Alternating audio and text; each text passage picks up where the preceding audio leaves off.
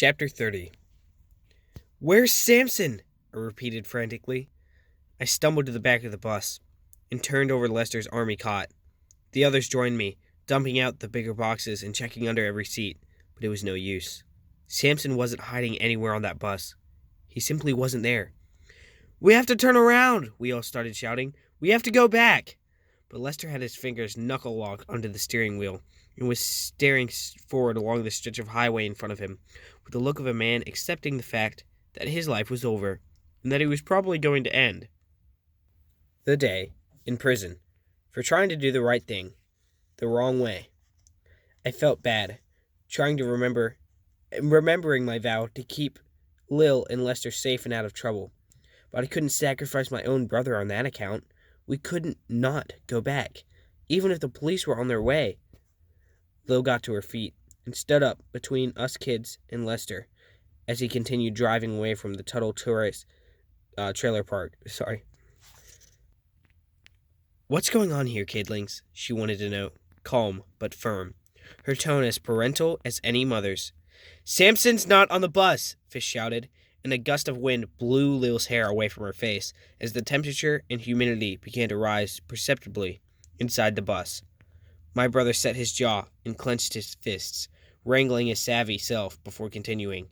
"Samson must still be at Carlene's. We've got to go back." Lil's eyes widened, and she looked at us in shock. "We left the critter behind." We all nodded at her, mutely. Then Lester spun around toward Lester. "Lester, turn the bus around!" But, Lester stammered. "Carlene's called the police." "It doesn't matter, Lester," Lil assured him, resting one hand on his nervous, shuddering shoulder. "We've got to go back." Lester drove forward another quarter-mile before he gave in. He made a wide, arcing U-turn, faster than any old school bus should ever do, and for a moment I thought for sure that the big pink bus was going to tip right over.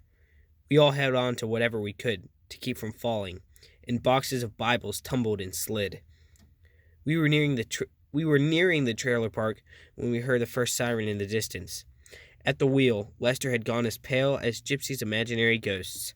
The bright afternoon sun slipped behind thick, dark clouds rising up from the distance, and the sky began to turn a funny shade of gray-green. I remembered how close we were to that fair-sized body of water, Tuttle Creek Lake, and I threw Fish a warning look. "I'm fine," he barked at me through clenched teeth. Nevertheless, I kept my eye on those clouds. Trouble was brewing. Ignoring the sirens, Lester turned into the trailer park. He'd hardly gotten the door of the bus open before the rest of us, including Lil, blew right out like we were riding on a gust of Fish's wind. Lester followed on our heels, looking around him at the rising weather, at the trees bending and swaying, and Aunt Carlene's lawn chair clattering down the street along with other rubbish, picking up by the impending storm.